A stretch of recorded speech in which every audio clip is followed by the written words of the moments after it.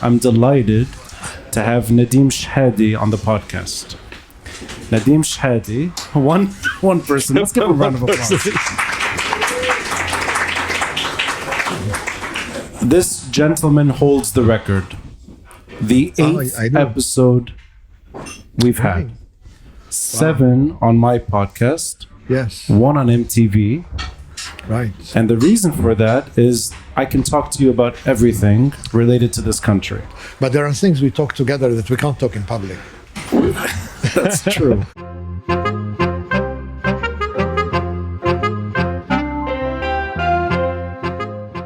This podcast is made possible by the generosity of listeners and viewers like you. Kindly consider a contribution through Patreon or PayPal. Links are in the details box. Any amount is appreciated. And follow us on social media. We're on Facebook, Instagram, and Twitter. The handle, the Beirut Banyan. Rate and review us on Apple Podcasts. And to stay updated with video releases, subscribe to our YouTube channel. Thanks for listening, and thanks for watching. I'm Rani Shatar, and this is the Beirut Banyan.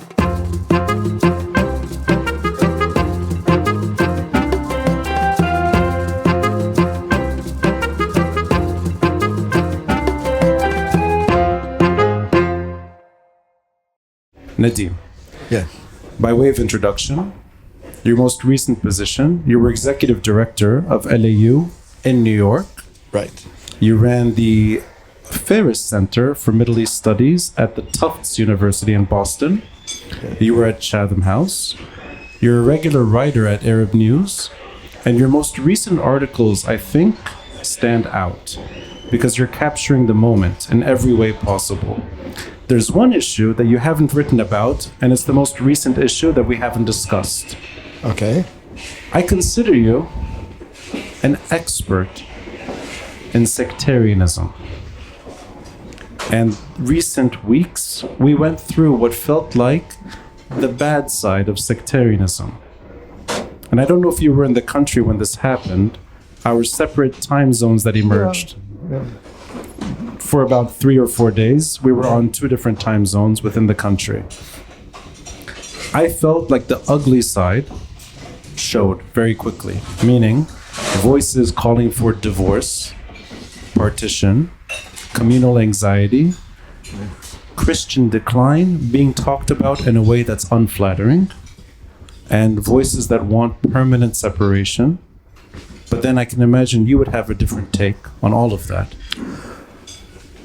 Yeah, I didn't think it was that ugly. Basically, it was light entertainment in a way, and sectarianism is very often in the eye of the beholder rather than a real. In fact, maybe I'm the only sectarian in the country. And if you ask anybody, they will tell you that they are secular and they want a civil state. Yani this includes Nabih Berri and Michel Aoun and Walid Jumblat and almost everyone you've had in your podcast. So I haven't had Walid Jumblat. You haven't had yet? No. You should. But it reminds me of one of the first guidebooks that came out on Lebanon after the war. Was written by 2 ladies in Oxford, and they talked about the dating scene in Beirut, and they said that all Lebanese men are studs and all Lebanese women are virgins. So this is in the guidebook? In the guidebook. So someone must be lying. doesn't match. I don't take sectarianism very seriously. I'm not alarmed about it. Sometimes it's a healthy reaction, and we talk about it in Lebanon, which is good. And I don't think it's really we have it. When we go through self-flagellation mode, we call ourselves sectarian, but everybody except you, usually, and sectarianism, and they blame sectarianism for everything. But I'm going to disappoint you there about sectarianism. You're not concerned in any way that there were calls for divorce as a result of a time zone difference? No, no. It was for me. It was light entertainment. It was just people jumping on. Yeah, it was. I did not. It was. I mean, people who were calling for divorce, and those who were calling for federalism, and all that were calling for it before, and they seized the moment of this blunder that happened, and it was amplified by the media, and amazing jokes came out about it. But no, I mean, it's not. I mean, people are calling for divorce, which is a legitimate call for a legitimate. Yeah. Well, let's go down the road before we go back in time. I don't know that you consider that a legitimate expression. Yes, because basically, is there a... Yeah, could you just, Nadim, could you move the microphone closer to you? Closer or further? As close as your mouth as possible without it being awkward. Okay. Yeah, and could you maybe turn down the feedback? Yeah, so just like this. Yeah. Oh, it's going to cut my eye. Yeah, just talk. Yeah, there you go. Hey, okay. Yeah. Does that sound better now? Yeah. Okay. So, well, basically, this country rests on an agreement or a social contract. In fact, we had the social contract before we had the state. It's not the state that created the social contract.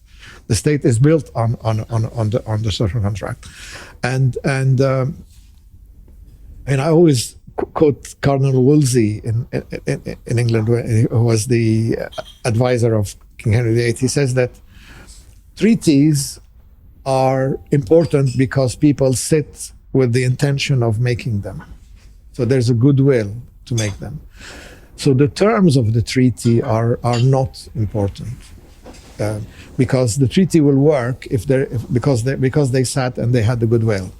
But when the goodwill goes, the treaty will break down, and the terms are not important either, because the terms will not bring back the treaty if it's broken down. So what we have a breakdown of our social contracts, which is built on which society is built, and of course some people are saying, okay, we'll let's divorce on that. But I'm against the call for federalism on that sense.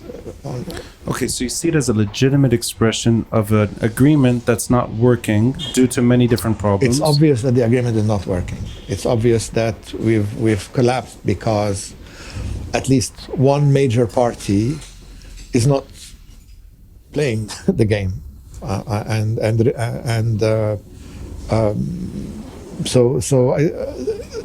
that's what's causing it. So. Let me do two things. Let me refer to the past, but offer a view from your balcony. I've had the luxury of visiting your home. Yeah. Nadim lives just above Beirut. You live in Beit Miri, and you have an unobstructed view of the entire city. Yeah. And sunset in your home in itself is an event. But I look at Beirut below, and I can imagine the Beirut that you grew up with. That kind of view is not the Beirut of today.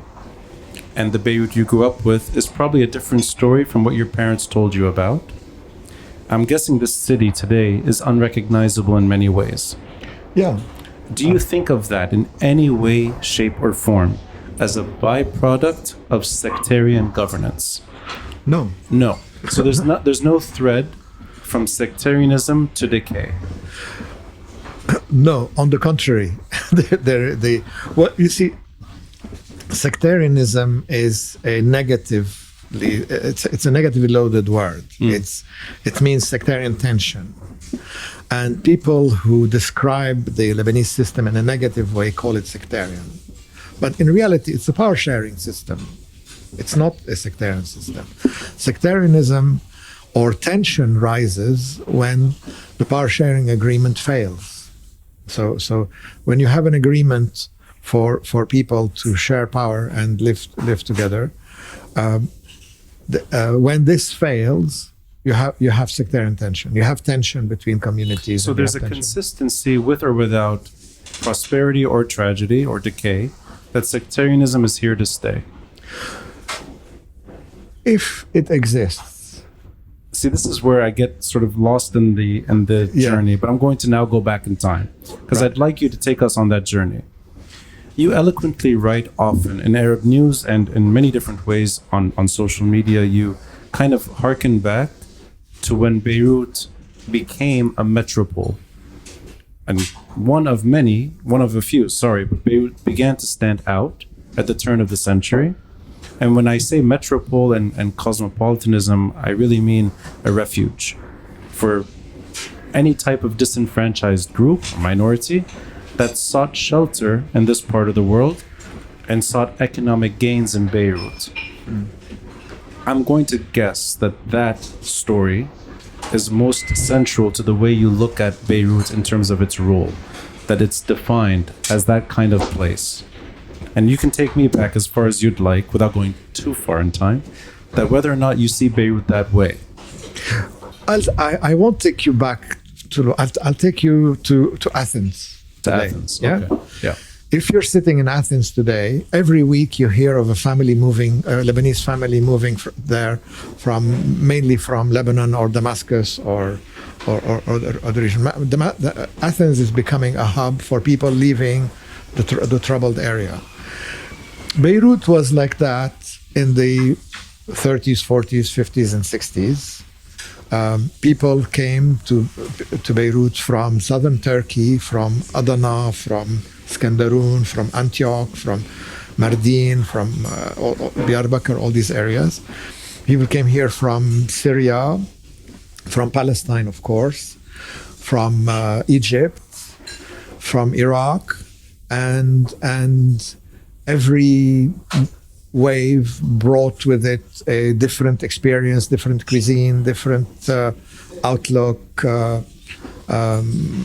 That's what caused the richness of society in Lebanon at that time. To give you an example, the people who came from Egypt had financial experience on the scale of trade of the Suez Canal, or trade with, or the debt of the Khedive, the bonds that for the Khedival debt for the Sudan expedition, so it was major international financial experience. Whereas here they were just trading houses for silk, which was in depression at the time later. So Beirut had 7 banks in 1945, 46, 47. And it had 93 banks in 1963. Sorry, say the numbers again. So there were, depending on how you define a bank, but there were sort of half a dozen banks, roughly. In 1940? In the late 40s, 1947, let's say. Yeah. By 1963, you had 93 banks. So 15 years. 15 years. This is money and expertise and know-how and contacts that came from all that region. And these are banks owned by regional. These are banks that were brought in because Beirut became the center of trade. In fact, Beirut was. You had a brilliant session with Charles on the history of Beirut, but there's one thing that. Beirut became Beirut by accident. What's this? This is supposed to be good news, huh?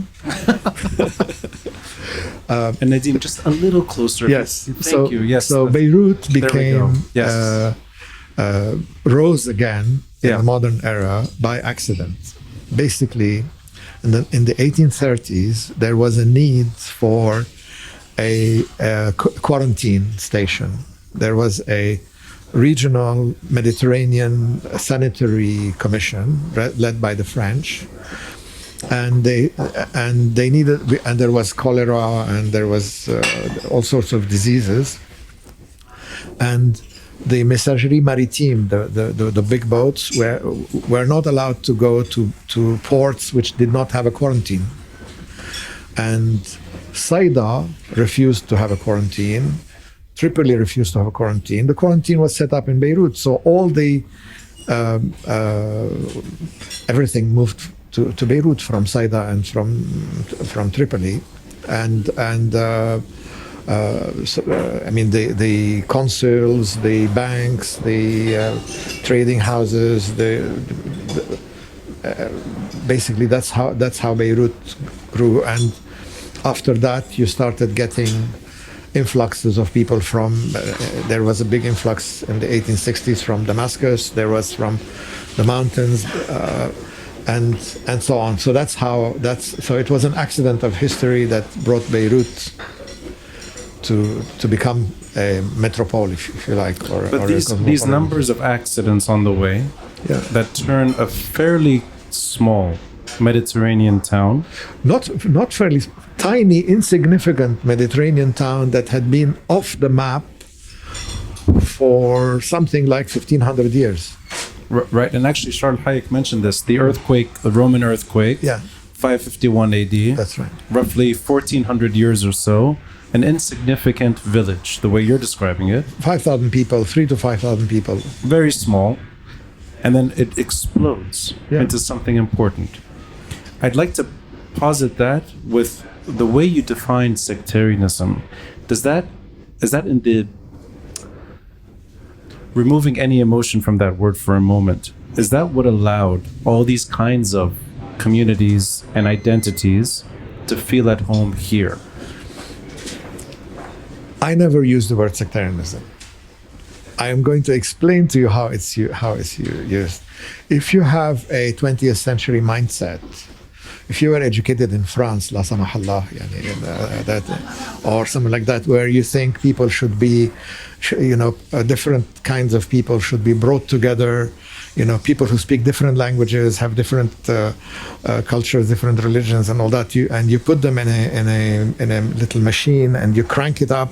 It's like a sausage machine, and you bring out French homogeneous citizens on the other side, like in the lycée, like they try to do in the lycée. Then diversity for you is abnormal.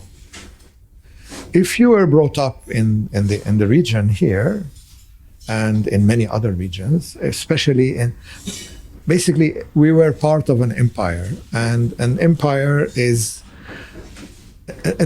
rules over many nations in a way. So if you were brought up in any city in an empire, like the Austro-Hungarian Empire or the Ottoman Empire, you'd be used to being in a place where there are several nationalities, and that's the late Ottoman cosmopolitan mode of living in a way. You lived in a city where you walk in the souk, and you have different food, different clothes, different religions, so the people are mixed. But in the evening in cities, they go back to their quarter, and they can do, they have security, and more or less they lock the gates. You have a Jewish quarter, and you have a Turkish quarter, and a European quarter, and Armenian, and the Maronite, and whatever. So that's the mode of life where diversity is normal. So you'd rather use the word diverse or diversity than sectarianism. That's the... Sectarianism is a negatively loaded word by people who assume that you should not have an identity other than the homogeneous identity of a citizen. They are all similar. You have to be homogeneous. In fact, it's even worse than that, because the French mode of secular or laïcité, which the Turks adopted, you homogenize society because you have a diverse one, and you homogenize it. Now in Turkey, this meant getting rid of the Armenians and the Greeks, and crushing the Kurds, and making sure that anyone forgets their origin, and having a very rigid history book and civic education book in the schools and universities, and if anyone diverts from it, they are traitors. I mean, I know a professor at Brown who lost his job and got kicked out of his university because he was questioning the official version of the state. So we don't have that. Some people want that. I heard you discussing it before, that they want an official version of the history. But I don't think I am not for such a official version of. Okay, so in that sense, we'll zigzag back in time. We'll go back and forth. From what you're saying, that there are certain years that stand out in this sort of fairly quaint Mediterranean village that becomes a jewel on the Mediterranean, the late 1940s until the late 1950s, early 60s. No, until the 70s even. Yeah. Until the 70s, but let's say that 15-year window that you described earlier, where you have banks that are multiplying, families that are seeking their fortunes here, people bring their assets from all parts of this part of the world, and they settle in Beirut. Yeah. To the point that, and I know it's almost anecdotal to say this is the only country in the Middle East, aside from Israel, its Jewish population increases post 1948. So these are Syrian Jews, Iraqi Jews, Egyptians, all types of communities that prefer being here rather than Europe or elsewhere. We've had this back and forth in private, never shared this on the public, so I think it's a nice way to introduce a bit of a debate. Sure. Those years, to me, the 1940s to 1960s. 70s. Yes. 1970. No, I'll tell you why 70s, because there was an important date where the PLO moved to Beirut. 1969. Yes. 1970, when they were kicked out of Jordan also. Right. So that contributed a lot to what the city became. Yeah. But those are years, my understanding, and I don't think it matches what you would say, is that this is the closest Lebanon ever got to being a country. Meaning, enough local agency, enough domestic agency to quell a 1958 civil war that lasts 3 months rather than 15 years.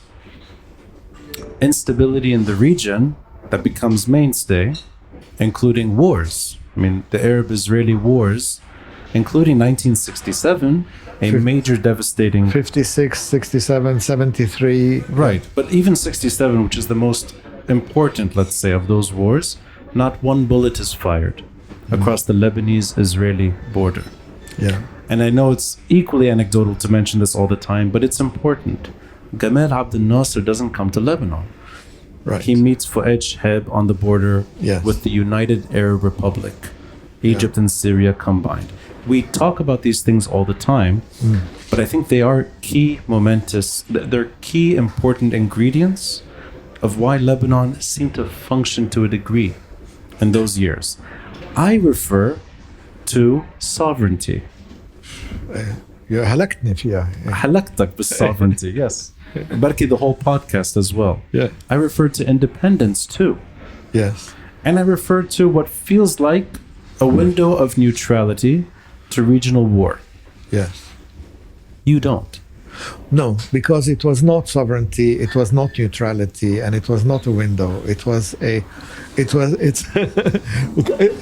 a mode I lined it up perfectly for you, by the way. it's a mode of life that has been disappearing from the whole region and remained only in Beirut. And it's been disappearing in Beirut gradually. I mean, this is normal course of history. What do you mean by mode of life in that sense? The mode of life is the sort of Ottoman cosmopolitan type of diverse coexistence which existed mainly in which made cities prosperous in places like Alexandria, Smyrna, Aleppo, Adana, who were major trading posts and major cosmopolitan cities, which became homogenized in the 20th century. And homogenized is a light way of describing it. They were really ethnically cleansed and forcefully homogenized. And the remainder of that mode of life came, and Beirut became the center of it. So again, it could be just an accident. It's like if you put no credit to the institutions that were built here at that time. I give all the credit to the institutions that were here, all the credit to the ideas of the first generation of Lebanese who were the builders. Who were the what? Sorry? Who were the builders of the builders. Yes. Who created that environment whereby if you were in Alexandria or Smyrna and you wanted to go somewhere, you would think of Beirut first. So they have the credit for it. But then, like now, people are going to Dubai because Dubai has the environment for people to live. But there's two things here, and I think they don't necessarily line up. We have a national pact that's a verbal, at best, understanding of power sharing that's been written down to a certain degree, but not fully. And it's real. The national pact lingers even when Lebanon has collapsed. We still have that pact and the ethos of Lebanon. But we also had, at least the way I see it, a state that could defend itself enough from falling prey to regional problems. That's my understanding of the 1950s and 60s. And when it doesn't, 1958, which is important, it doesn't. Lebanon is at technically a civil war. It is quickly put back together in a way that is less regional and international and more Lebanese for a moment. I put sovereignty in the equation, but I want to know why you don't. No, I'll tell you. Look, Enta, you like stories. So let me tell you a story, okay? If you were, and this is a real person I'm talking about, if you were someone called Antoine Catafago in the city of Akka in the 18th century, with a ruthless ruler like Ahmed Basha Jazar. Ahmed Basha Jazar had a treasurer and an advisor called Haim Farhi. And Haim Farhi had only one eye and was missing an ear and was defaced, because when Ahmed Basha Jazar wakes up in the morning in a bad mood, that's what happens to people around him. That's the kind of person you're talking to. So how do you function as a trader in a city like this? You get, through the Ottoman system, you get protection. There's the Ottoman capitulations, which allows foreign countries to give protection to citizens who are affiliated to them in a way. So when Mr. Catafago goes to see Ahmed Basha Jazar, he wears all these medals and he wears a saber and the musket and all that. The saber and the musket don't protect him. What protects him is the medal of Saint Dimitri and Saint Ignatius and Saint Francis and whatever, which tells him that tells Jazar, you can't mess with this guy. He's protected by Russia and Austria and France and Sardinia and all those people. So when the Jazar feels that the protection is reducing, he will demand more money from the merchant, because. So the word is protection? It's protection, yeah. So basically, Lebanon was called the Merchant Republic in a way, because it behaved like a 19th century merchant. And in fact, all the 19th century leftover merchant families from the regions are the ones who came here. So then, why do those that window? Why is protection part of the story? I see. Because you have that generation of Lebanese elite, which I called the builders, used to have a feel for it. They used to have a feel for French protection was weakening.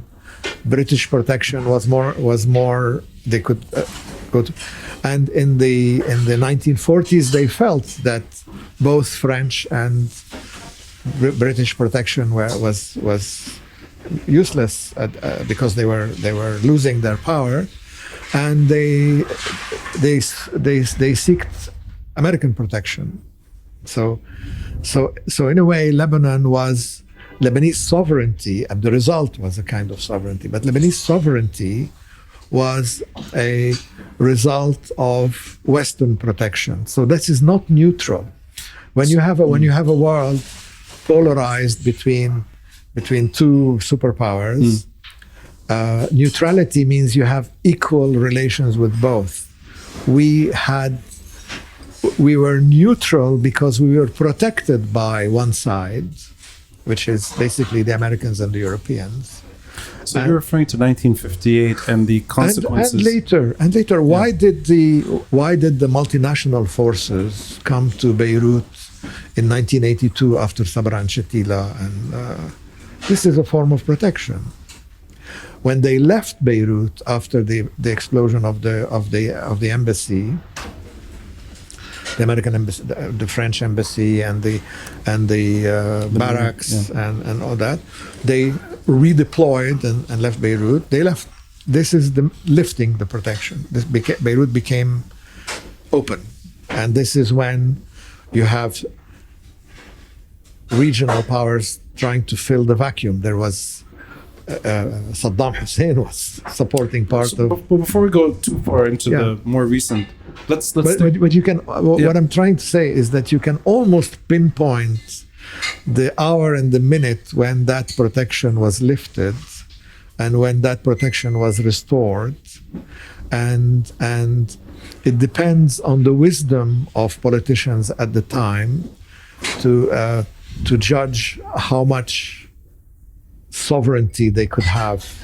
So, and someone like Amin Gemayel, who realized that protection was off, went to visit Damascus with Ghassan Twaini and with. So before we go in the 80s, the war, I want to really understand this window, because that's the window a lot of us talk about on all sides of the aisle, if you will. So the political class, from civil society to the traditional opposition, to even the regime parties, they often refer to that golden era, 1950s and 1960s, and maybe the earliest of the 1970s. There's a nostalgia, mostly, for the experiment that worked. I want to just get this right. You put the success has less to do with Lebanese and their agency. It has more to do with America and how it saw this country? No, it was their agency that brought the protection. It was their agency that brought protection. You can get protection. I mean, if you're Kuwait, you can have an army.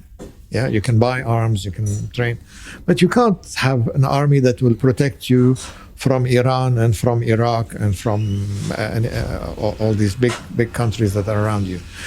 Your sovereignty as Kuwait relies on American protection. A slip of the tongue or a hesitation by the American ambassador in Baghdad gave Saddam the impression that he could invade Kuwait, and in 2 days Kuwait was gone. You see, so Kuwait will never be able to have an army or a resistance strong enough to protect itself from Iraqi and Iranian.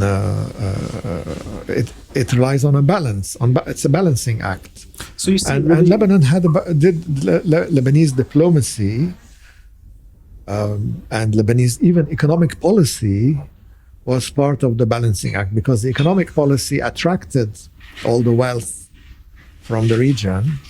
I mean. So local policy attracts economic gain, and it attracts protection. Deliberately, you have your diplomats are there working on building relations In fact, Charles Malik was sent to the United States for that purpose in the 1940s. Let me now get into more contentious territory. A friend of ours, a good friend of ours, Makram Rabah. Yes. He was on another podcast over the weekend. It was brilliant, actually. Yes. On Saturday. Yes. He puts some blame, not all, on this experiment that you're describing falling apart the moment Lebanon inherits a group like Fatah. Yes. I want to see if you agree with that sentiment, that this experiment, a fragile experiment, the way you describe it, local agency bringing in the best from the region, and like you said, ensuring protection from abroad in a way that matches... Diplomatic, yes. Do you see the end of that story to do with a group like Fatah in Lebanon? Or do you see it differently? Well, first of all, Makram comes from about the same school of that I come from, which is the Kamal Salibi. We all spent endless evenings with Kamal Salibi, and he taught us to doubt everything and demystify all the myths, and that's why he caused such a storm, because he attacked all the myths that people have about Lebanon on that, and I think he enjoyed it, and it's fun. I enjoyed it too, because you need to upset the cards from time to time. Now, I disagree with him that the Lebanese kept killing each other afterwards, but and he says that there were several phases of the war. I think after 1984, when the multinational forces left and when Lebanon was in a way exposed, there was a regional battle to fill the vacuum. And what you had was certainly not a sectarian war. It was because it was within each party there was a pro-Syrian and anti-Syrian group, and the anti-Syrian ones were kicked out or killed, or the camps war was the Syrian factions of the Palestinians, the camp with Amal. Kicking out the PLO and Fatah to basically to two camps in South Lebanon, Rashidiyya and Burj Shmeli, because there's like a line at Zahrani where the Syrians cannot cross on without clashing with Israel, and the camps were controlled by Syrian. Proxy Syrian Palestinian factions. So it's a chase for protection. And in the same thing, Hizb al-Awmi was split, Murabitun was split, Hizb al-Kataib was split. Hizb al-Kataib was taken by the close to Damascus factions, those who were in exile on even. I mean, we can go on forever, but that's what happened. You see groups looking for protection as paramount, because the way you're describing it, it has less to do with regional war. It has more to do with Lebanese groups that can't agree on the source of protection. No, what you have is a stable country when there is protection. Basically, there's a line drawn there which says, keep off. It's not neutrality. It neutralizes it from the conflicts, but it's not neutrality as we understand it, a la Switzerland or Austria. Yeah, and it's held together by this social pact between people, which is nothing new, which is the way they've lived forever. I mean, there were in Beirut in the 1830s, the municipality had a council which was divided between Muslims, equal Muslims and Christians, and later Mount Lebanon, the Mutsarrifiyya, was a commission which had representation from all it's the mode of life. This is how we lived forever so when there are problems in the region and we are, of course we are affected, but if you consider that we fared much better than others. When there were problems in the region, the regime in Syria collapsed just like that. The regime in Iraq collapsed just like that. In Egypt, just like that. We had a bit of a crisis and we got over it. How do you judge the validity of a system? Its ability to survive crises and come out stronger. So in our case, since we did not survive crises, and we came out weaker. No, not really. No, I mean, sometimes, any system is bound to collapse in the end. But we did. Let me tell you why we're discussing this. We're discussing this because we have had total collapse in the country, and you have a new generation questioning the system from its beginning. البلد مش راكب.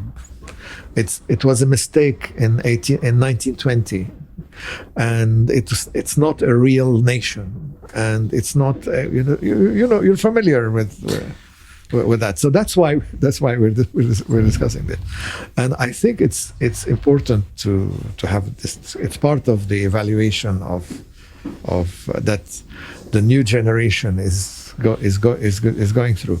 But if you look at 1920, when Lebanon was created, nobody wanted it. Half the Maronites didn't want it. The Sunnis didn't want it, especially Trablus, Jamiatak from Tripoli.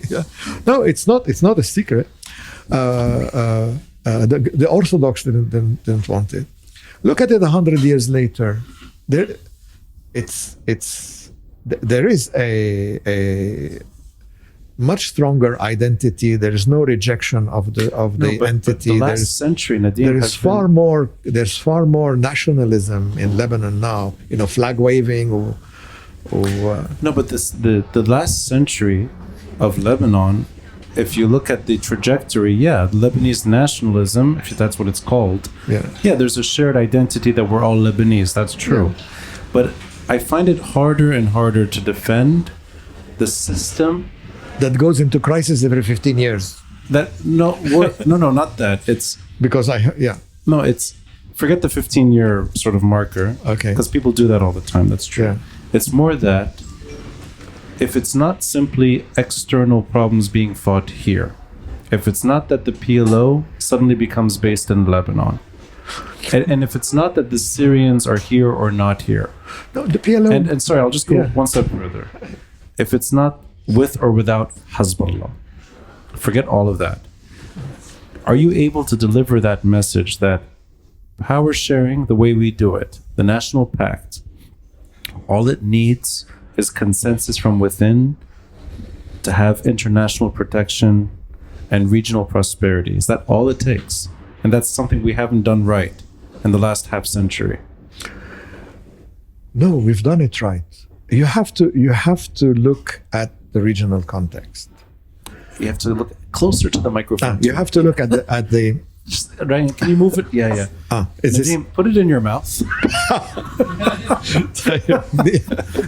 Because I can barely hear you from here. Really? There we go. But that's. You have a good voice. You should celebrate it. Yes. وخليك على الميكروفون. Yes. We've gone through real crises.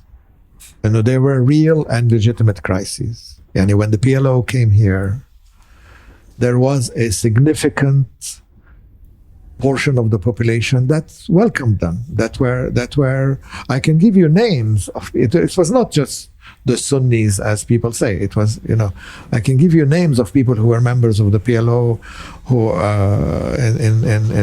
in Lebanon, and it was at the time when there was revolutionary fervor in the whole region, in the whole world, actually. The whole world was, including campuses in the United States, campuses, 68, France, and student movements in England and everywhere. It was a time of revolutionary fervor and Beirut became this. Beirut became the center of that. Beirut attracted people. We've discussed it before. They attracted people from Ireland, from Germany, from Italy, from Dhofar, from Iran. The Iranian Revolution was affected by its exiles that were here. In fact, they were the ones that built the Revolutionary Guards, trained with the PLO in Palestinian camps in the 70s here, and they interact. Imagine a two-party system, but two cocktail parties. One cocktail party is the cosmopolitan, merchant, corrupt, debauched, joie de vivre one in the Saint George Hotel. And the other one is the Global Revolution Party in Fakhani, at the PLO, in the PLO state of Fakhani, where Iranian revolutionaries were rolling spliffs of hashish with the Badr Meinhof gang, with the IRA, with Latin American, Sandinistas and Topamaros and all the Vietnamese, and they were all here because Beirut became, by design of Abu Jihad, Khalil Wazir of the PLO, a global center for revolution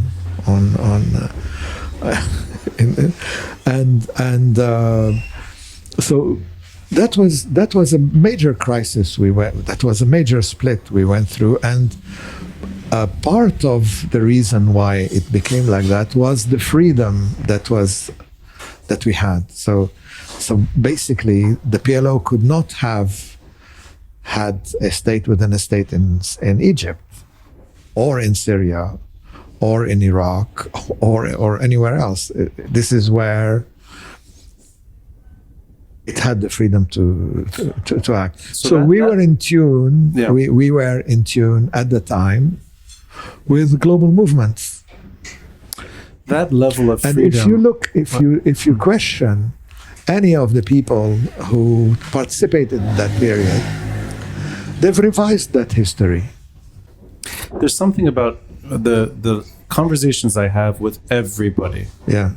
In civil society and in most political sort of outfits, they blame the system. Yes. But you're not making the case, I think, for the system itself.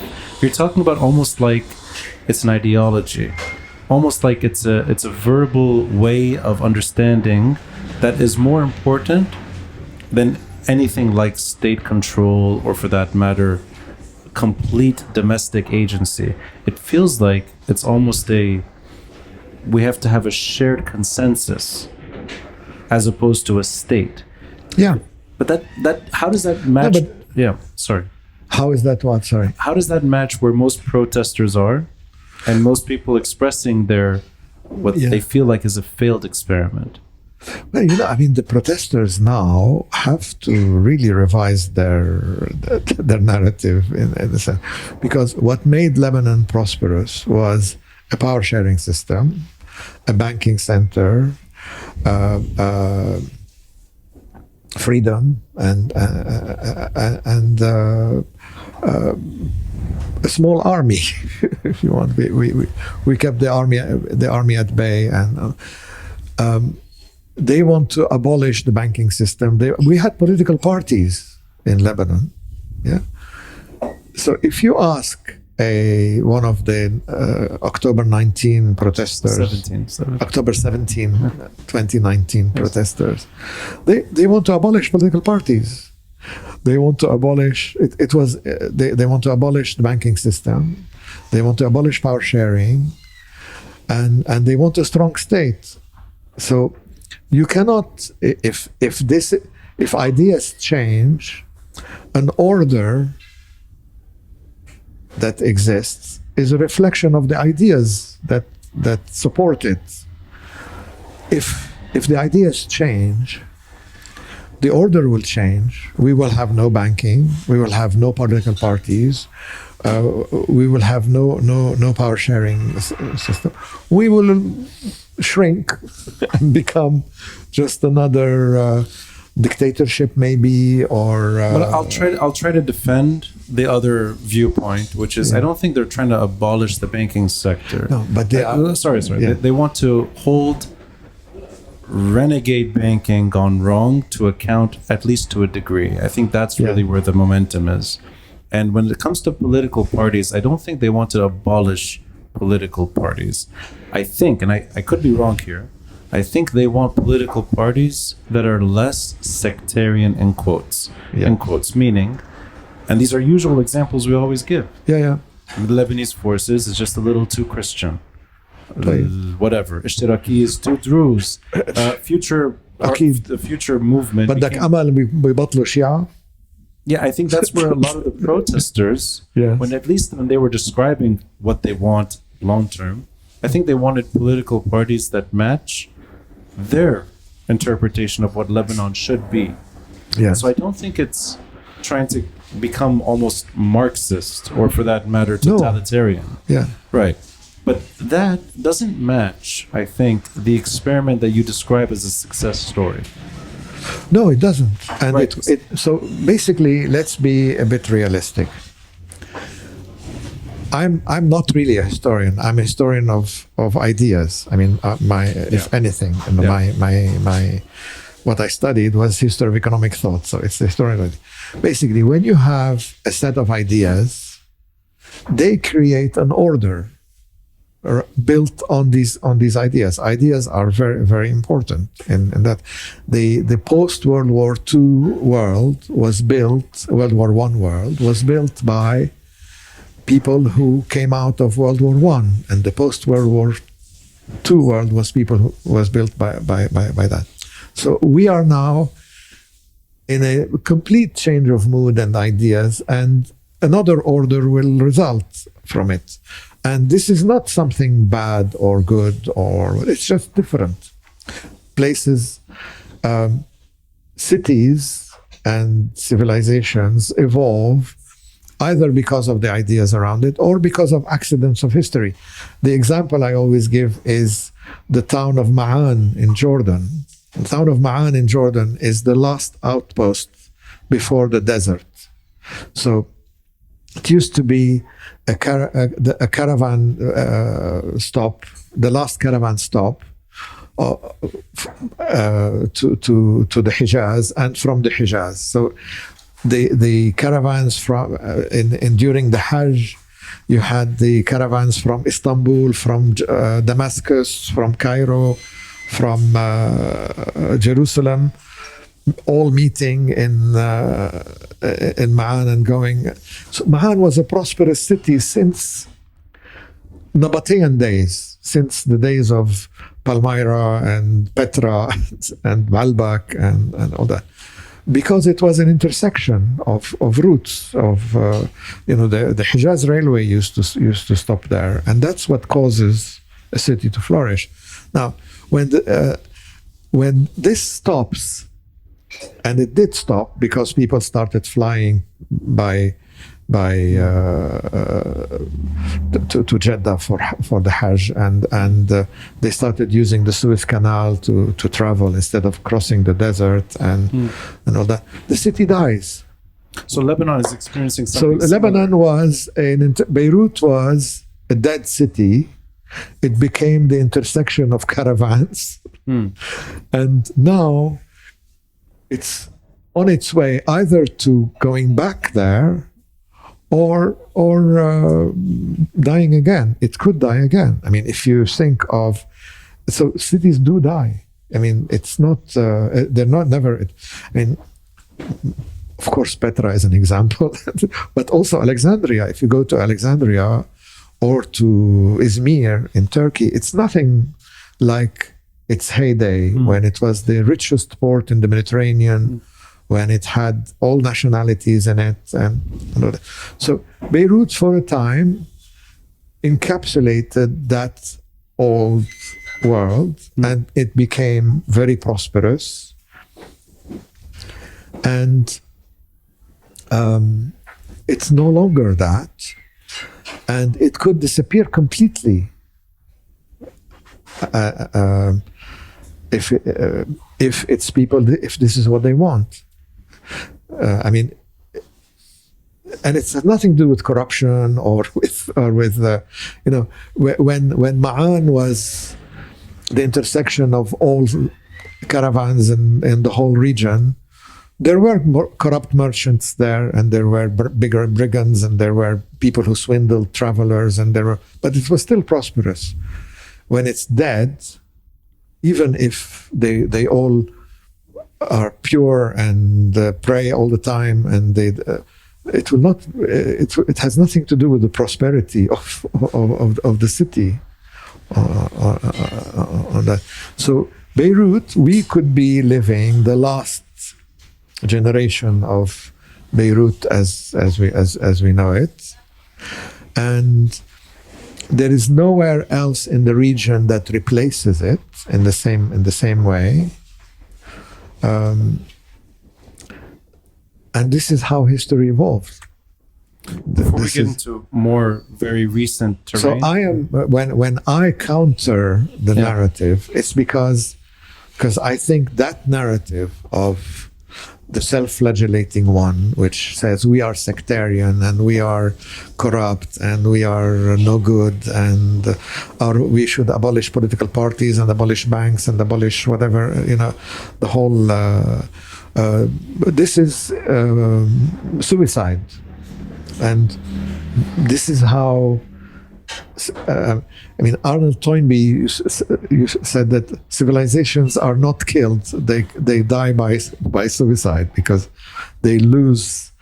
I mean, even Ibn Khaldun says that. Ibn Khaldun says that they lose the will to fight, and they sort of disappear.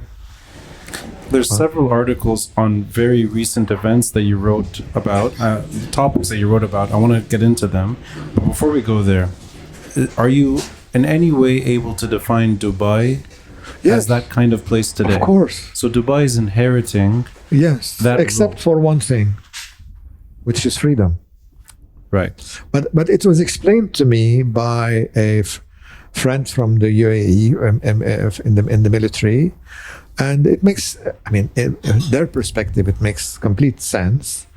Their example was Beirut.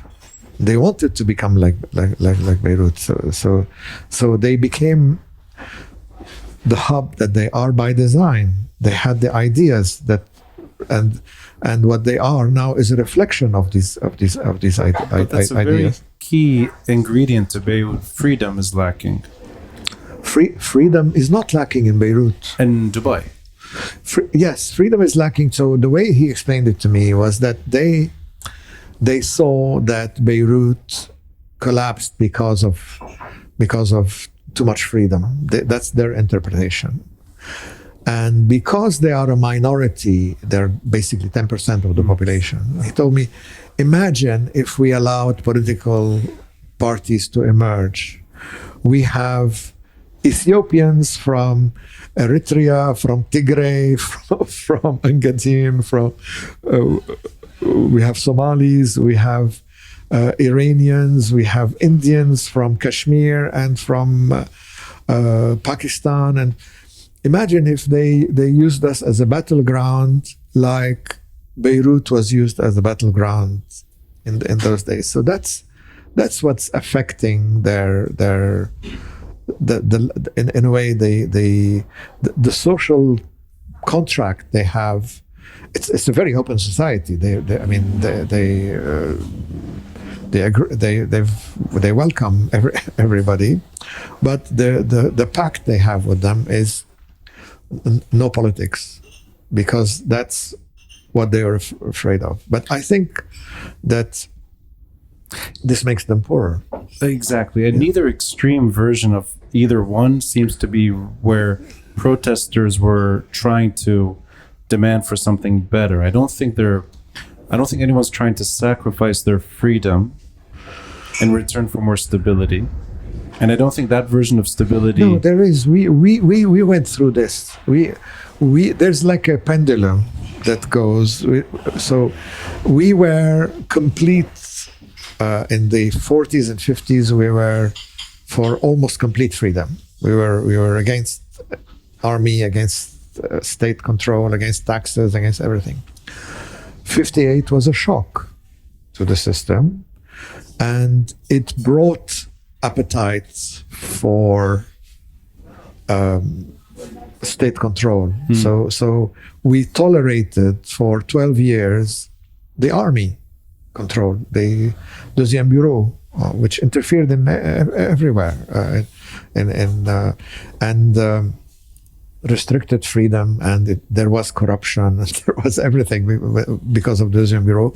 But we tolerated it because we felt we needed that. By 1970, we rejected it. We overthrew that system democratically in an election, and instead of hanging the generals, we sent them off as military attaché in Conakry or somewhere far.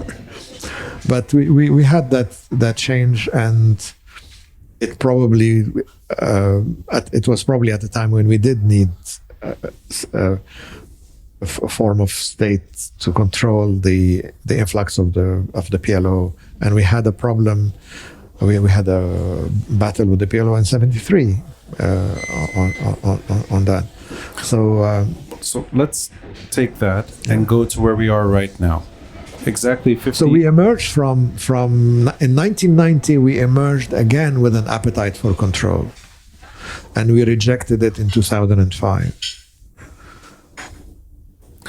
It's the way you look at the markers that I look at every day. You see them almost like it's an inverse version of how I see it.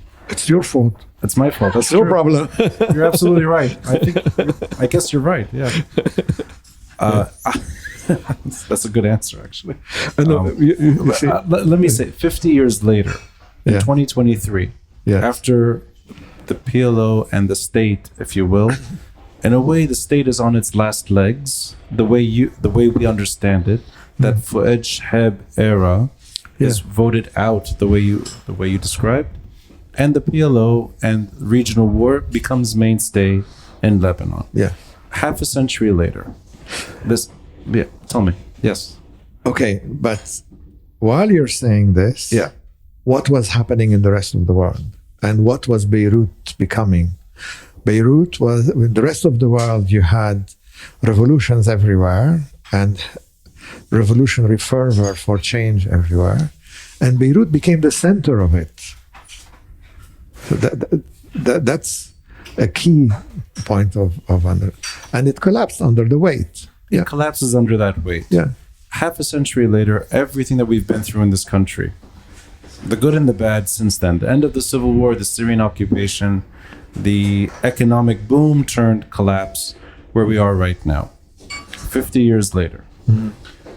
Feels more like anarchy, a degree of lawlessness that increases over time, a state that no one turns to for anything, a paralyzed state, no president, technically no governance at the moment. No parliament. No parliament. No government. No functioning semblance of what should be a country called Lebanon. Yeah.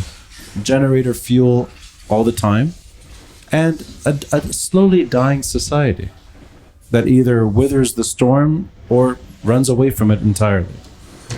You've written articles that I think capture this moment, and they're all on Arab News. And there's one article I want to get into, although you always defend yourself, and I'll speak on your behalf here. Yeah. You're not a psychiatrist, I know that. No, definitely not. But you wrote an article as if you were a psychiatrist. Yes. And it's called Lebanon is not resilient, it is traumatized. Yeah. Could you define that word in terms of the Lebanese context? What do you mean by traumatized? that's what I was trying to explain. That how can a society be totally paralyzed and under control of of a militia, basically, and not resist anymore? And I'm not a psychiatrist or a psychologist, but I spoke to friends who were in New York and elsewhere, and basically we are a battered state. We've had, if you look at the 15 years, the past 15 years, what happened, 17 years now, 18 years, it started with assassinations. I was here during the assassinations. I was in and out from London. We were paralyzed. We were MPs were afraid to walk the street because of assassinations. They were, remember they huddled in the Phoenicia. Yeah. Tough life. and every time a door slammed, we jumped. And you had, at the same time, you had a major war. 2006. Provoked. You had an occupation of the city for 18 months. You had an attack on the city, which burned TV stations and newspapers, and it was a brutal attack on the city, a rape of the city, if you like. There was, after that, we were imposed a paralytic agreement with the militia, basically, that gave it complete control of the government through Doha. Yeah. And even, you can continue, but even with winning the elections in 2009, by the time the government was formed and all that, there was a coup, and the coup was not a coup. It was a constitutional. But it was by violence. Walid Bek, was threatened. He admitted it and he explained it.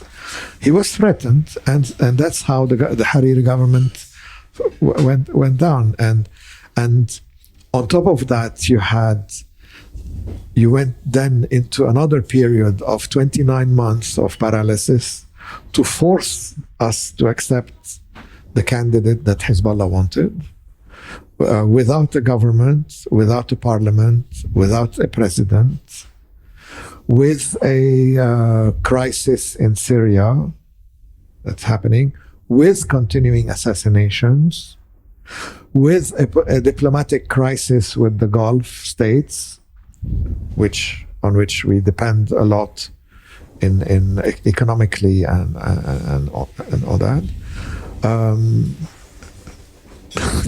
You can go on and on.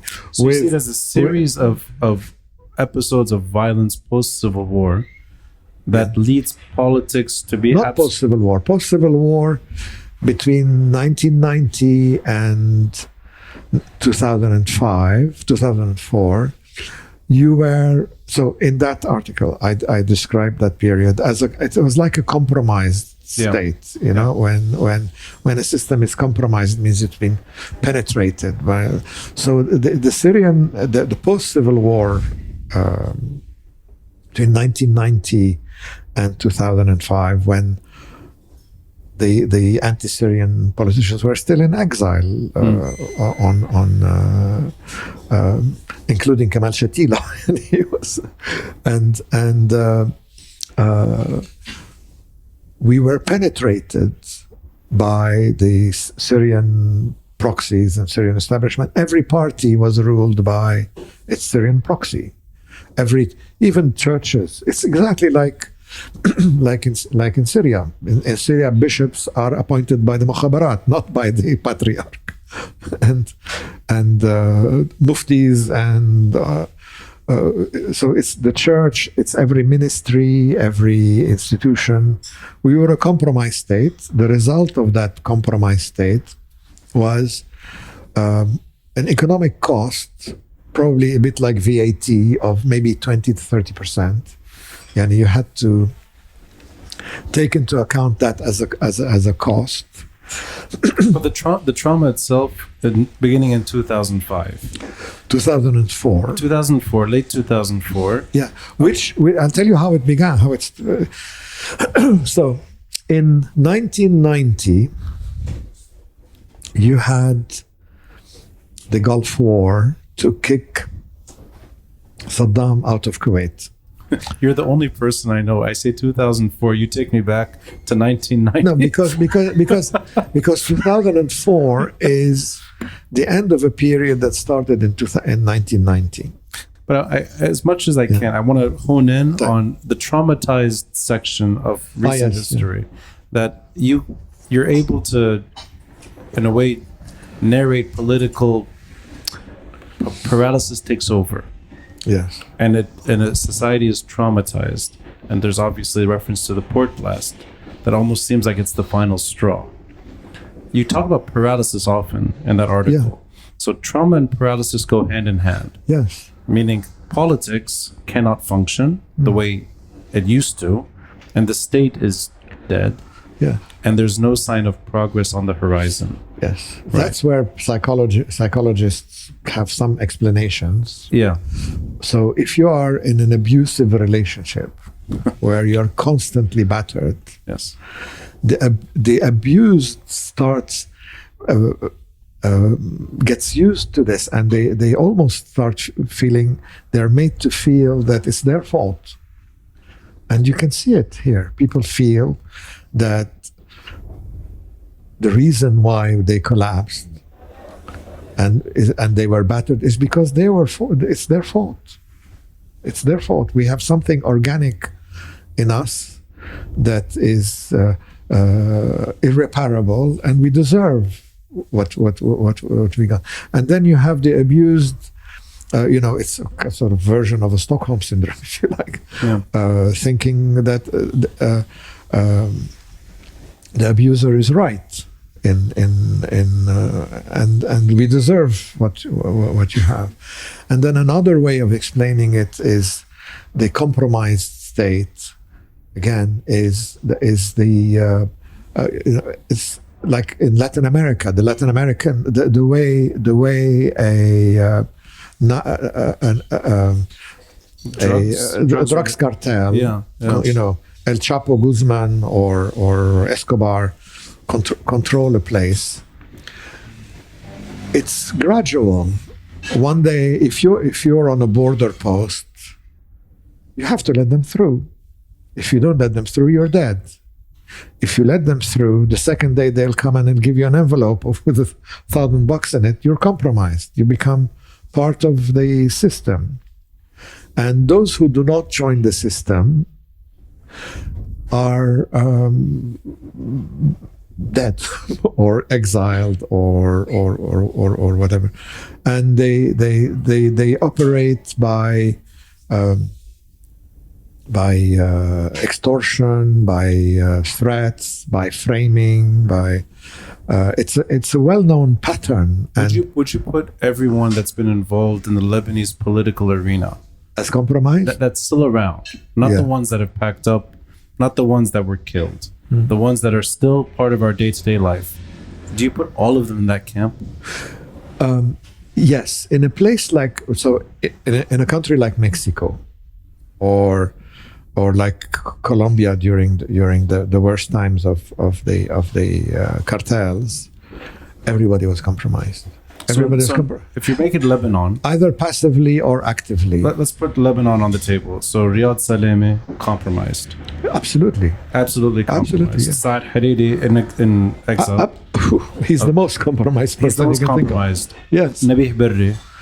Well, Nabih Berri, I mean, if you want to look at the history of... now you're going to get me into trouble. No, but what I'm trying to get at is that even nominal opponents... You see, Nabih Berri is from the Amal movement. The Amal movement went through a 3-year, very brutal war against Hezbollah. That's true, yes. In which the compromised person remained, right? Whom they could deal with. So what I'm trying to get at is that even the opponents on the political, people that are always at each other's throats, are all compromised regarding the same problem.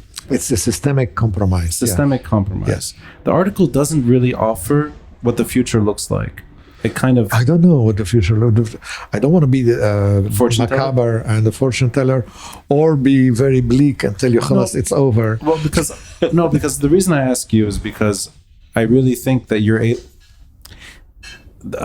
because you have an appreciation for there's certain ways of looking at Lebanon that are unusual, and I think you do look at Lebanon in a very particular way. That's less governance, it's less systemic, it's more really ideas at the end of the day.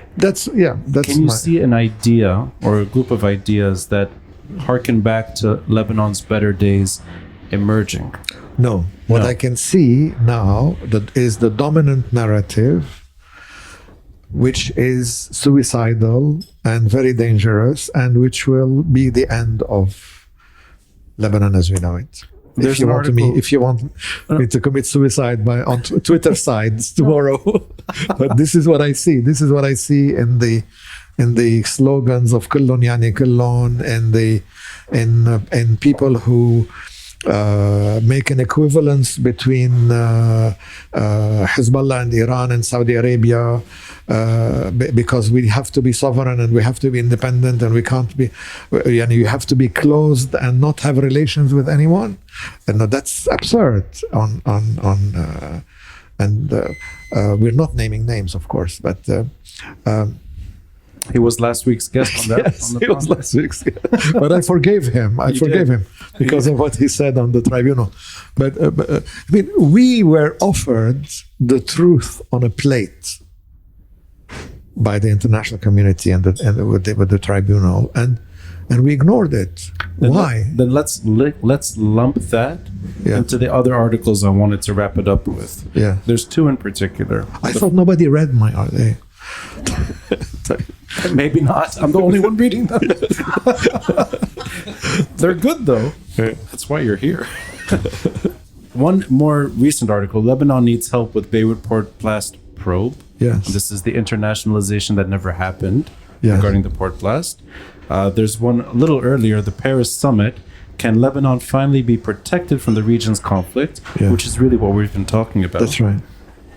And you've written earlier, not just the last few months, you've written this for years on end, the merits of the special tribunal. Yes. And we've explored this together on panels. We've been talking about this for the better part, I think, of 15 years at least. This is really how I got to know you. So that kind of story, we have what you describe as a traumatized society, a paralyzed politics, and a Lebanon that may kill itself. That is in the background. And we have articles being written and calls for something like the internationalization of the port blast. Yes. I'm going to make a wager here that there's no internationalized port blast investigation happening. Absolutely not. Okay, so we can safely assume Tariq Bitar will stay at home, and this is the end of the story. I think that's a likelihood that is already happened. It's a possibility. Also have the Special Tribunal for Lebanon's verdict that was issued 3 years ago or so, 2.5 years, 3 years. Names were offered. 3 names are known. Yes. The 4th is dead. Yeah. I think it's safe to say as well. Several are dead. They were named and they report. Yes. Yeah. Sorry, several are dead. One is known to at least be alive and probably here, Salim Ayesh. And he's a hero. He's a hero on that side, absolutely. And I think it's safe to say he will live his better years without prison term or anything like that. Okay. So the verdict delivered the name, and that name will not be in jail or serving any time. I think that's also a safe to say assumption. Add to that, there's not going to be any IMF deal. Whether it's a return to Paris in the past or an economic lifeline a la Saad al-Shami's dreams and desires, or whoever is going to be president, Jihad Azur may want it to. I think it's unlikely there will be an IMF deal. It's too late for an IMF. I mean, I think it's too late for all 3. Yeah.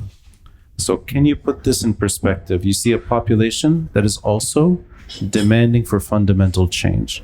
Are you able to give them any credit here? That they want not the death of Lebanon.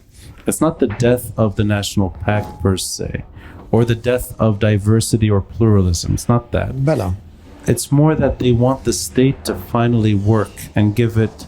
They want an Atatürk to come, it's been mentioned many times. Do you think in these articles and the protesters on the street, they're trying to get a dictatorship? I think it leads to it can lead to an acceptance because of the complete collapse. It can lead to an acceptance of a strong person. I hope not. And there were many candidates, of course, and one of them in particular was kicked out by his own people in the end, who were. Sorry, what are you referring to? I'm referring to a movement that called openly to be handed power. Oh, you can say Shab and Nahas. Yeah, sorry, yeah. So no, it was also a guest on the podcast. Yes, of course. No, that's a very charismatic guest also on. But let me put it in perspective of what we've been talking about. Between 1990 and 2004, Lebanon was under Syrian control, and the Syrian control was started gradually from 1984 onwards. If you look at the pattern, it was the same way as what happened in Syria. Towns would be surrounded, bombed until they submit, and then you move to another town, Zahli, Zgharta, Ashrafiyeh, and all that. That's how they established the control between in those 6 years. And for 14 years, there is no mention of Syrian presence in Lebanon on any level. Even when it's mentioned in, you talk about Samir Asir often. Samir was a very good friend. I once met him in 2002 in Rome. I met him in Rome airport. And Samir is an amazing representation of what Beirut is, because he's half Syrian, half Palestinian. He's from Ashrafiyeh and French passport. Yeah. He's one of, and we were sitting outside smoking a cigarette outside the airport, and I get a call from Ghassan Twaini, and I tell him I'm here with Samir Asir, and he says, yes, the last Maronite, who will Matran Audi, are the two last Maronites in Lebanon. He described them as the two last Maronites.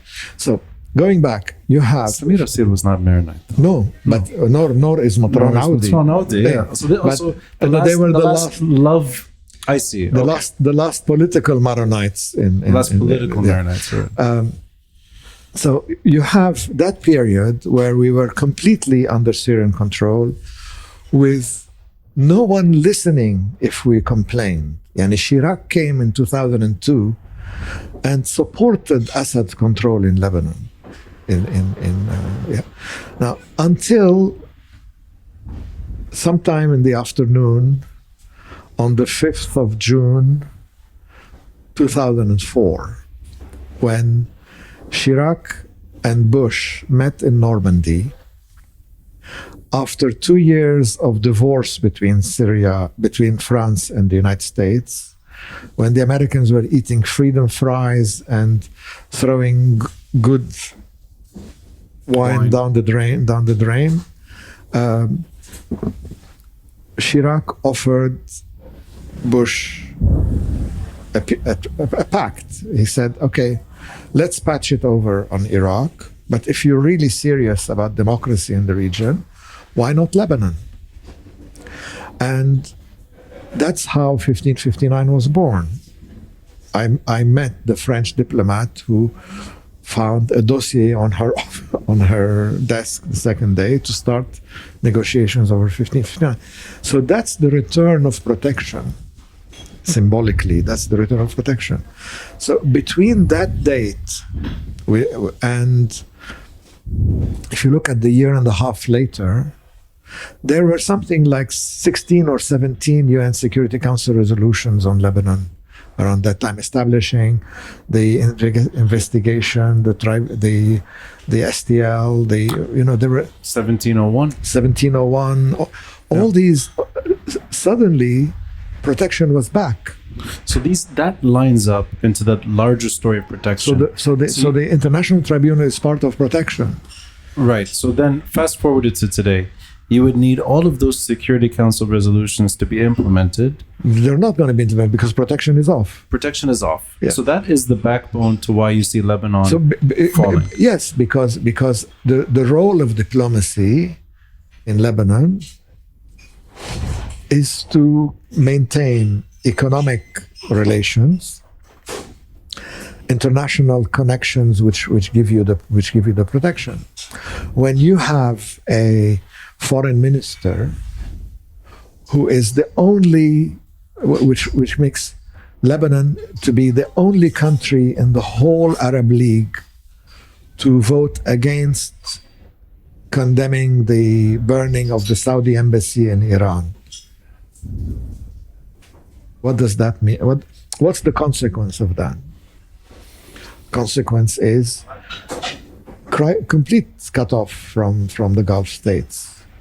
And that's when you start collapsing. You and I lost our deposits because of what happened after 2019, not because of what happened before. Because of the lack of capital control, the lack of measures to prevent the reserves draining through subsidies, because of we lost it from paralysis, and we reached there because of paralysis. If the usual suspects were almost entirely paralyzed pre-2019, they were completely paralyzed after. And they're blaming each other. Now you see people are blaming the banks blame the central bank blames the politicians blame each other. If we're going to be fair, I think they all deserve a part of the story, at least in terms of none of these people, I think, are innocent in this story. And my sympathy remains to the groups that were chanting 3-4 years ago. I think at the end of the day, they don't want that absolute reversal of the Lebanon that you hold on to, and I think it's just a recalibration of so many years of this nightmare. They need to figure out what they really want. The empty slogans, and they're actually they've deflated. They're no longer on the streets. They're I think they're completely lost. Well, that maybe it's too soon to see that happen. Nadim, thank you for a back and forth. You're welcome. Let's give the audience 5 minutes to use the restroom order, but I'd like the audience to challenge Nadim thoroughly in the Q&A. Okay? Thank you. Thanks.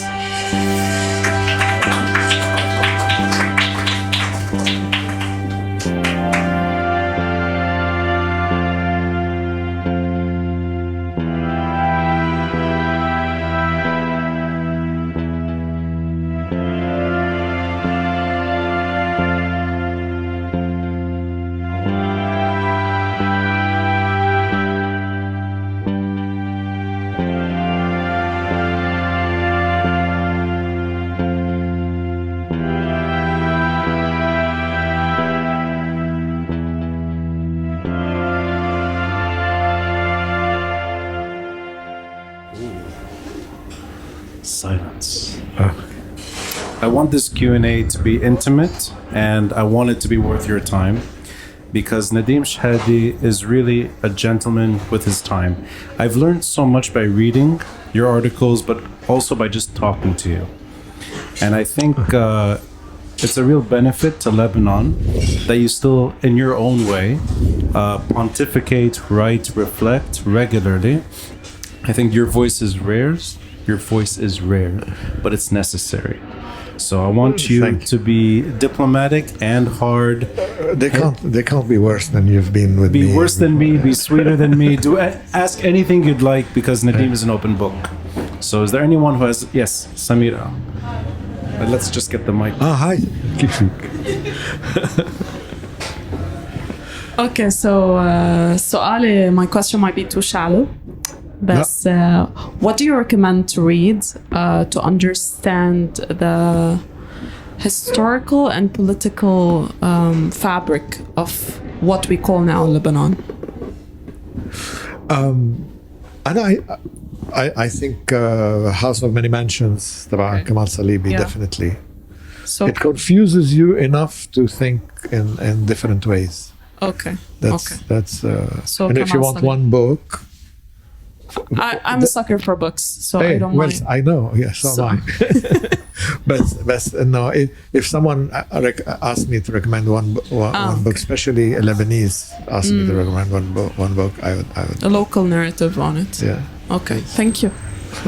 I also want to plug her. She's a fantastic tour guide. Absolutely. Thank you. And I know I'm not supposed to label you a tour guide. No, it's basically I'm layers of a tour guide and used to be a librarian and now I'm a tour guide and I'm studying it actually at the university, at the Lebanese university. There's a whole major. They have a good tourism. Department. It's a good department. Yeah, tourism guidance. It's run by Dr. Zaina Makki. Yeah. So, check out her Green Line tour. Yeah, on Layers of Lebanon. Thank you.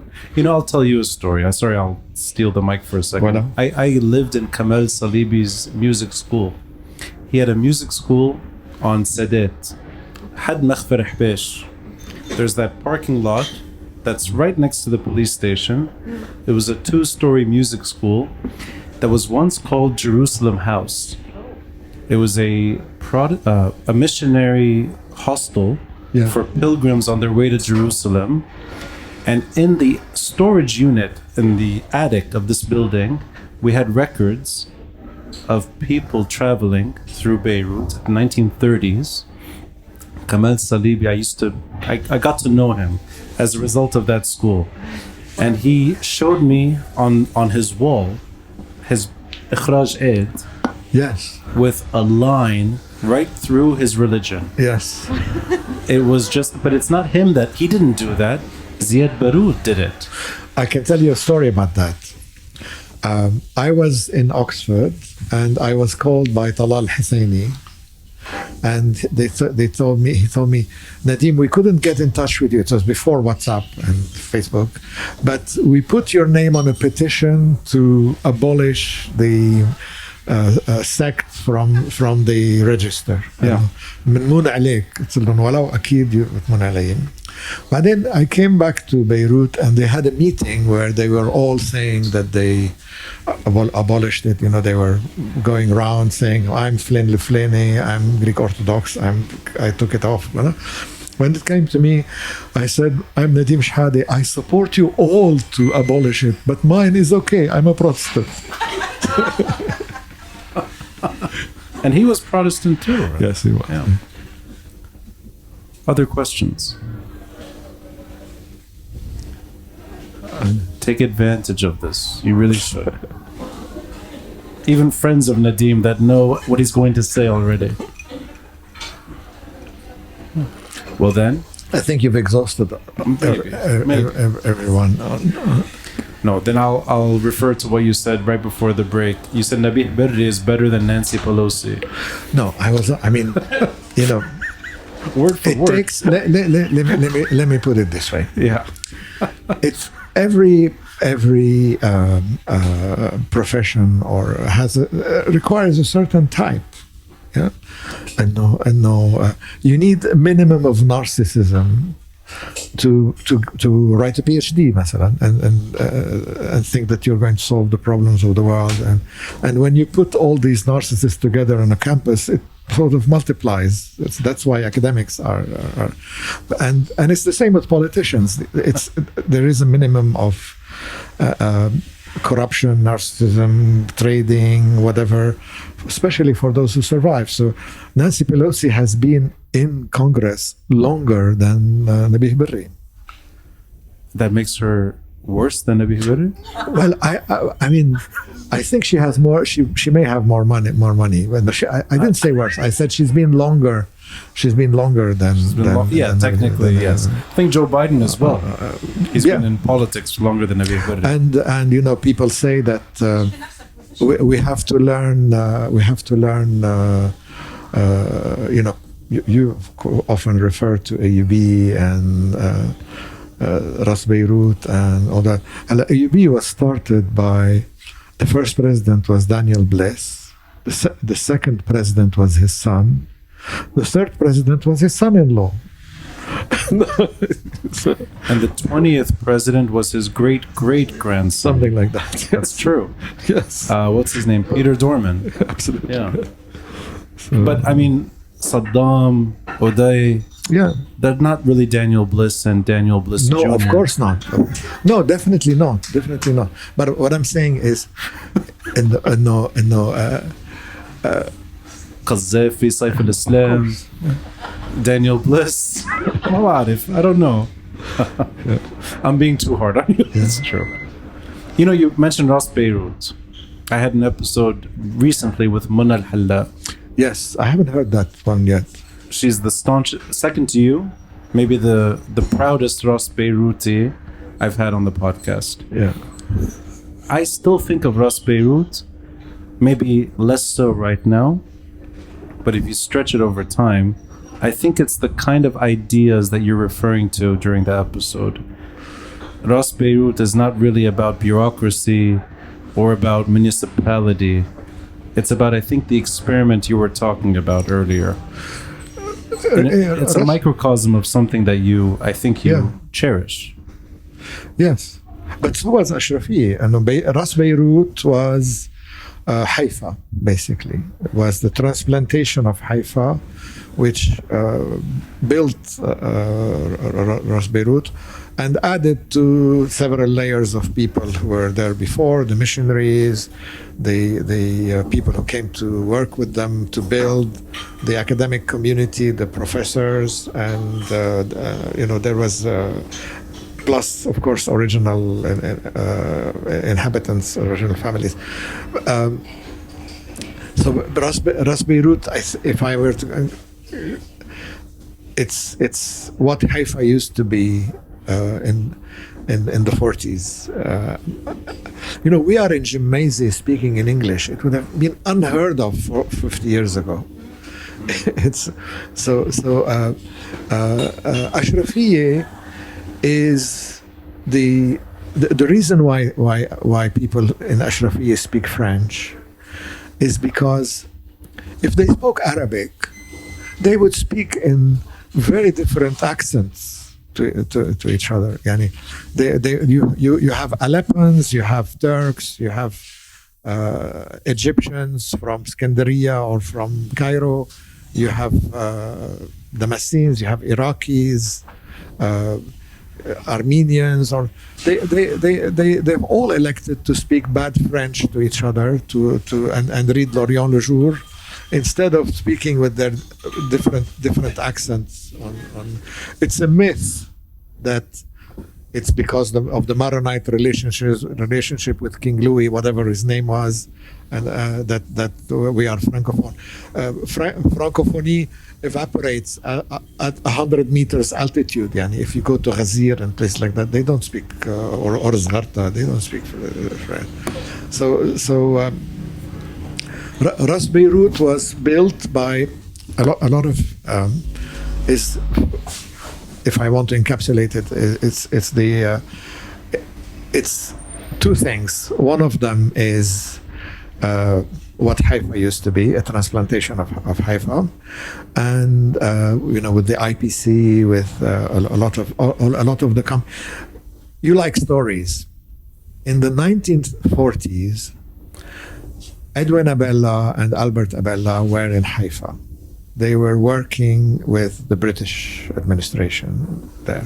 A lot of people went and worked there. Their sister, Nancy, came to visit them, and they were walking on the street, and they passed by the Palestine police headquarters, next to the canteen. And the smell was awful. the smell of that came out of the canteen was awful. And the sister proposed to them, why don't I offer to run the canteen for them? And that was the beginning of the biggest catering company in the whole world. And it ended up in Ras Beirut. That's one of the stories that, multiple stories like that. If you look at corporate Lebanon, they all come from, I think it's your, corporate Lebanon is a accumulation of such stories. CCC, Dar al-Handasa, CAT, all these big companies have regional origins. Same with banks, same with industries.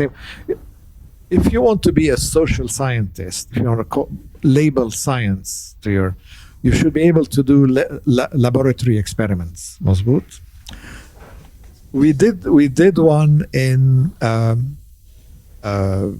Europe. We built a wall in the middle, and we saw that people used to cross the wall on that way. Nobody used to cross the wall to go to the east. In Lebanon, we had the same experiment. You had gradually secular, strong, laïc, homogeneous, nationalist regimes springing in Egypt and in Syria and in Iraq, and people left them and came here rather than the other way around. Nobody listened to the radio and said, wow, the Ba'ath have taken over in Iraq, let's go there. Or Abdel Nasser has overthrown King Farouk. It's going to be a secular nationalist society. On the contrary, it was Beirut, the system here, with all its faults and advantages, created the prosperity that and attracted and created the circumstances that attracted all these people that created the prosperity. AUB in itself. AUB, of course. Yeah. I mean, AUB for me represents American-Arab relations. Why is this? What's this noise? I don't know, Rayan. Maybe, I don't know, something's with his mic, maybe? I think it's your mic. Is it my mic? I don't know. Is it my mic? Hello? No, هلا ما في. Is it? Yeah. AUB, I mean, American-Arab relations are not represented by Donald Trump meeting Abdel Fattah al-Sisi. American-Arab relations are 200 years old this year, when the first missionaries came to the Ottoman world, to Beirut. Well, they went to Malta and whatever, and then they came to Beirut. America it was not what we think it was. It was like more like Raqqa. They were more like a Taliban state at the time. They were the people who came here were the worst bigoted Puritans you could think of. They were becoming more intolerable in America itself, and they came here. Sorry, the missionaries. The missionaries, yes, they were fundamentalist, Puritan bigots, basically, and they learned a lot from us. We taught them as much as they taught us, and they mellowed here in a sense. And what they used to send to missionary journals were very popular. Missionary reports were as popular then as National Geographic now is, or the Discovery Channel, or people used to read missionary accounts to learn about the world from the. So it's a relationship that lasted during the American Civil War, during the Nahda here, which the Renaissance, Arab Renaissance, which is partly due to them. Their output constructed the whole region. The relations between people that was created through that process is huge. Think of Aramco, think of Bechtel, think of all the companies that came, and the Lebanese companies that were full of AUB graduates, and so we Ras Beirut represent American-Arab relations far more than the states that exist now yeah. Are there other questions? Yes, please. Yeah, just take the microphone. Thank you. You mentioned the Greek-Lebanese relations, Yes. especially Lebanese people right now moving to Athens. I also saw a lot of posters like "Buy your apartment in Athens," right? And I was really confused. Like, how come this connection? I know that a lot of Lebanese people went to, or I think especially Maronite went to Cyprus. But how come that connection with Greece at the moment? There's nowhere else. Where would you go if you? There's an exodus from Lebanon. Yeah, companies and families are leaving. In fact, a lot of the people who have moved to Athens are families who are living in Athens. They buy what is called the golden visa. You buy an apartment for $250,000. It allows you to get a residence, and they still work in the Gulf. So the husbands work in the Gulf or work international. Like Beirut was like that in the last few years, the last 10 years probably, before the crash, because the economy was completely dead already because of the high interest rates too. Beirut became the dormitory and where the families were, and where schools and hospitals and all that, and the fathers or the breadwinners used to go to the Gulf or to Africa or to Europe or to the a lot of companies were acting regionally but doing their transactions here, their banking and their education, and because life is better here than it is in other places, and still is better on relations between people. It's a very small place, everybody knows everyone, so quality of life is good, but it became unbearable in the last few years, and there's an exodus. It takes a long time for a city to die. I think Alexandria took 15 years. That's what's happening in Athens. People are going. Actually, the destinations are Athens and Lisbon, because it's the easiest to. They're the easiest to get the golden visa, and people are investing there, and that's. Can I ask you a question, Nadim? Do you feel Berlin has inherited something that Beirut had? It seems like there's a lot of mixing of Lebanese politics. It's so interesting. I was in Berlin in December. Yeah. You have whole areas, new areas that sprung in New Cologne and all that. Yes. Where you feel you are in a mixture between Damascus, Baghdad, and Beirut. And, sure. That's the sort of cosmopolitan part of Berlin. No, but even aside from actual demographic sort of Lebanese living in Berlin, I mean, in terms of academia too, I know a lot of Lebanese that go to Berlin and bring back ideas now from Berlin. I hope they bring the right ones. Or it seems like it's almost a Middle Eastern hub. No, too. it is. Berlin is becoming a European hub for not just for Lebanese, for tech, for entrepreneurs, for artists, and the rents are cheaper in Berlin than people are leaving London and Paris. But even in the arts and sciences, I mean, they have anthropologists that come to here they're educated in Berlin, sociologists, political scientists, all that is because of the Orient Institute here. Right. Yeah. We have time maybe for yes, please. Let's just pass the mic to him. Yeah. Okay, thank you. You told us many stories, and you talked about history. What about the future? How do you see Lebanon in the next few years, not in 30 or 50 years? هذه آخر سؤال ها؟ آخر سؤال. And the answer is very simple. I don't know. Because it could go anywhere. It could go either way. No, we are now in a period of change. And period of change is always unstable, and then it will stabilize, and people will still live here, and they will not be aware of that they live in a worse place or better place, because it'll be a normal.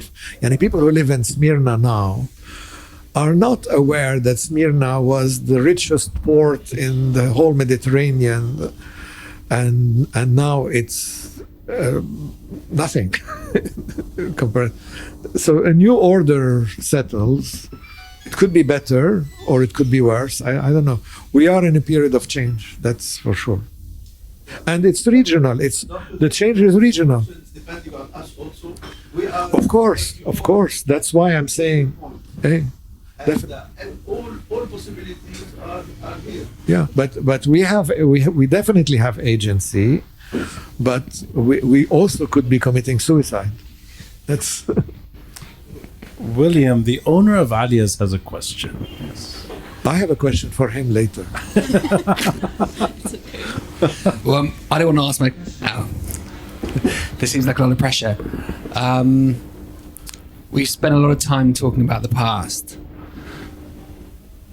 and a lot of kind of, I guess, uncertainty about the future. Yeah. But at what point do we just need to start thinking about the future rather than focusing on the past? Because there are certain things in this country which every single person can agree on. We want 24/7 electricity. We want someone to pick up our rubbish. We want women to be able to walk through the streets and feel safe. We want education. We want reasonable internet. These are things which aren't sectarian, and we spend so much time talking about all of the problems. But at what point does it just need someone? And who is this person to say, let's stop talking about this and actually say, in the way that Dubai has kind of almost usurped Beirut in terms of this place, which is, it's safe. And why does my wife want to move to Dubai? Because it's safe. But that was what we always liked about Beirut, that it was safe and it was open.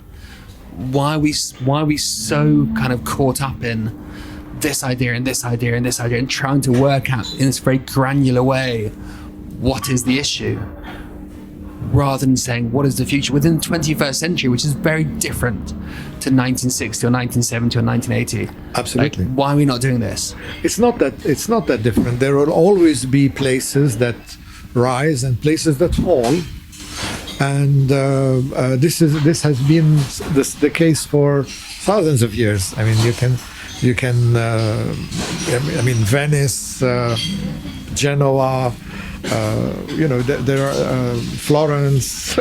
There are places that prosper and places that collapse. Dubai is not usurping Beirut's role. Dubai is Dubai because of the wisdom of the rulers, because of their vision. Abu Dhabi and Sharjah and Qatar are jealous of Dubai and trying to emulate it. They have a vision that attracted all kinds of people, all kinds of businesses, and it's prospering. We don't have that anymore. We used to have it. We don't. We will disappear. They will rise. There's no. Now you're talking about. Well, let me end with this. Hamad Fatah, Ronnie's father. I went to visit him a couple of months before he was killed, with Hassan Ghaziri, who is sitting here, if you remember Hassan. And he told us that he was discussing that thing. He was very optimistic. He said, we're in a very positive discussion with Hezbollah. We're very frank on the table.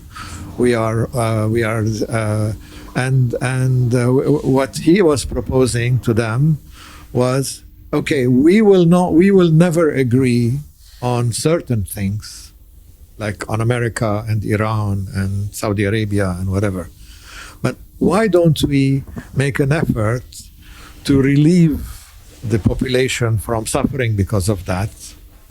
Let's at least make sure that we pick up the garbage and there is electricity and there is less corruption and that the traffic is better and all that. There's no reason for all these things to stop because we disagree. But it's not. What you're saying is not a new. It didn't work, of course, because they didn't.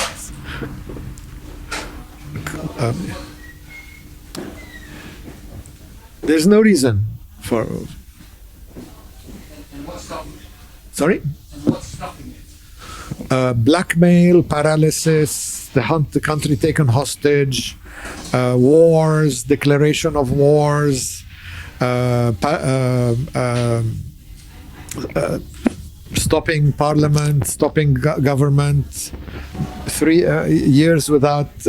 Between 2005 and now, we've had more than 50% of the days in total political vacuum, with no decisions being able to be taken. But I guess then to kind of a comparison, say, between Israel, where they've said something like 6.7% of the population out in the streets protesting, and that's led to change.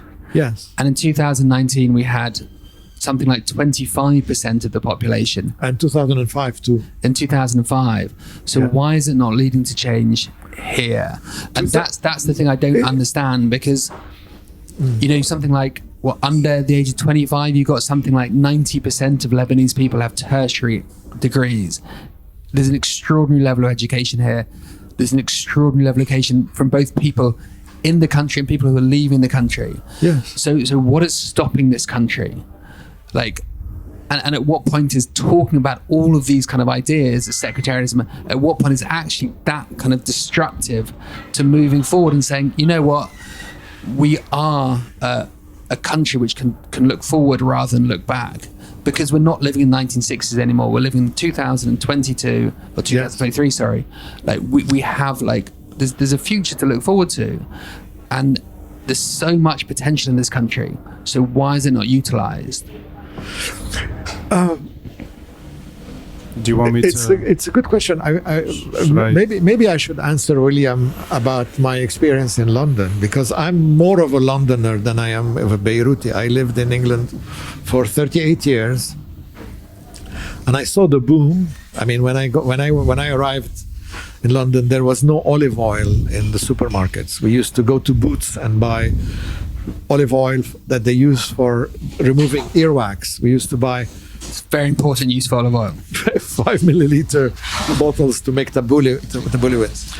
And I saw London being transformed from that into the most cosmopolitan city in the whole of Europe. And the magnet for all the millionaires and billionaires in the world, the financial center, arts, music, anything. And now it's gone. Why? People's ideas change, and when their ideas change, there's a reflection in their surrounding, and that's why I insist, or I put more importance on the way people think than on actions. I know the question was not necessarily for me, but I mean, it's when I look back in time now, and I think of all the things that you just described, going back 18 years in time now. So starting really in 2005, I think if you're going to one day look back and try to find all the separate reasons for why every single attempt failed, and if you could put the onus really in one area, I think it's that something within us that started in the Civil War continued. And I think that can be best described as what the Civil War could do to any country, and that there is a group that still plays by those rules. It's not a bunch of peaceniks trying to debate ideas. Sometimes it's pandering allies to that problem that agree on things, but for the most part, it's opponents that stand in the way of that group that get killed on the way. And this conversation, which had nothing to do with that subject, we've mentioned at least 4 people that have been killed by that group. And I think that would put a burden on any society that's trying to find the leadership role you're describing. But mind you, that's 4 of at least 13 common friends that stood in the way. The other option, and I don't know if you would agree with this, Nadim, the other option is to do what Lebanon did before. Fatah was dislodged from Lebanon in the most violent, brutal way possible, civil war. And I think that could end the PLO in Lebanon. It could also end Hezbollah in Lebanon, and it will destroy Lebanon again. That's right. The other 2 scenarios that seem to be part of the discussion, which is where we started, the idea of divorce has taken hold. It's not something that's left to the margins anymore. People talk about it as if it's a fait accompli. You're going to have a Christian canton that starts in Betroun and ends in Gemmaisi, and maybe goes to Bsharri. People talk this way now. That's a scenario. Hezbollah is weakened on the way too, but Lebanon dies. The other option, I think, is the hell that we live in. It's 17, 18 years of exactly what you just described. The best people in this country talk hours and days and years and decades about the same problems over and over and over. If you remove that element of Lebanon, if you end the civil war once and for all, you don't have Assad's barrel bombs parked in the port. You don't have Syrian refugees as a consequence of Hezbollah in Syria. You don't have many Lebanese that tried to do the right thing dead. They could be in their prime. There's no reason Samer Beyhum is dead. There's no valid reason for why that voice is gone. Let alone his colleague Gibran Twaini, the son of a friend you were mentioning earlier. No reason why he's dead. You brought up my father. There's absolutely no reason these people are killed, except for one group playing by different rules. I'm certain about this. If you get rid of that problem, I think sectarianism, the way you described it, Nadim, I think it's probably going to stick around with us until Lebanon dies or lives. It doesn't matter. It's not sectarianism. Sorry. Power sharing, confessional power sharing, communal arrangements based on compromise. I think that would reform over time. I think the electricity sector would go back to the way it should. I think you'll be able to drink from the faucet again. I think you'll be able to see a choo-choo train parked in Maram Khayal turn into a proper train. Albert last week talked about public transport. We're never going to have public transport in this country. It's not because Lebanese can't do it. It's because Lebanon is still stuck in the civil war. But we get used to it. And that's what I took from your piece about trauma. About trauma, your article about the traumatized society. William, your bar was destroyed because of that story too. There's no reason why Aaliya is destroyed other than we're still a battlefield. And it was funny actually, because my wife is a psychologist, so but I did have an argument with the other day, and I said, but I think that's the story at the end of the day. And you've been told you're resilient for so long that you've started to believe it. No, but that's something I think is sad about this country, that you've been told you're resilient. No, and you've started, and you're traumatized. Everyone here is traumatized. Yes. We are traumatized. This bar is traumatized by the explosion. Like, it's taken us 3 years to somehow kind of stop thinking that we have to survive, and actually, how can we grow? How can we? And I think if I'd been here, I wasn't here, so I think I can come back and, from the outside and say, this is how we need to grow, and that's an outside perspective. It's very hard being here and kind of constantly being told the future's bright, and then something happening and feeling extraordinarily deflated, which is what I guess you feel probably about 2019. But at some point, something needs to change. Otherwise, this country is going to die. let me pick up on what. Let's end it on this we one. can end it here. Yes. The divorce, the divorce in disguise, what people are calling confederation or federation, Federalism usually. federalism, or But mind you, whatever. it's not fringe voices. These are academics. No. I know. Yeah. I think it's part of the suicide because it'd be the end of Lebanon as we know it, and a federation does not. The components of the federation do not necessarily have control over international relations, over international politics, and trade and all that. That's usually centralized. So it's for me the talk of federalism. Is sectarian, and the talk is sectarian. It's not that the people are sectarian, and it is that we can't live with the Shias anymore. Let's separate. And for me, they are far more victim of Hezbollah than we are, in a sense. So I don't wish it for them to be under the control of Hezbollah, and for me to be separate from living in a bubble, because that's not Lebanon. That's not so it's I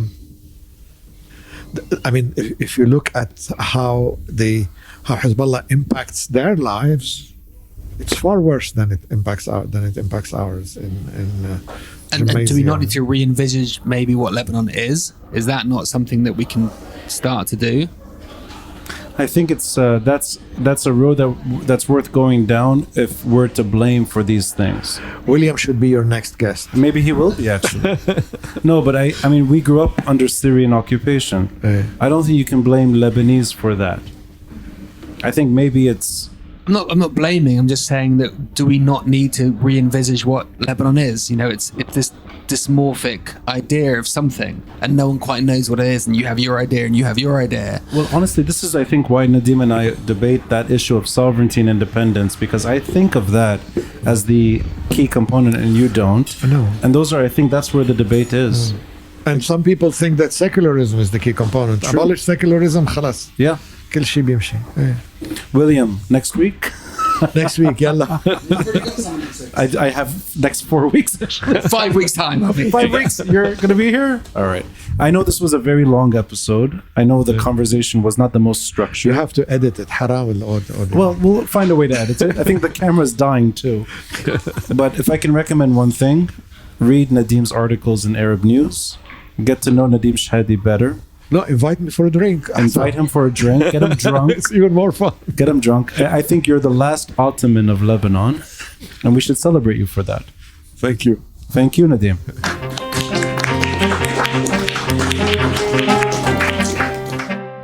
Thanks for listening and watching. And a friendly reminder to support this podcast by contributing through Patreon or PayPal. All links are in the details box. Until next time, I'm Rani Shatah, and this is the Beirut Banyan.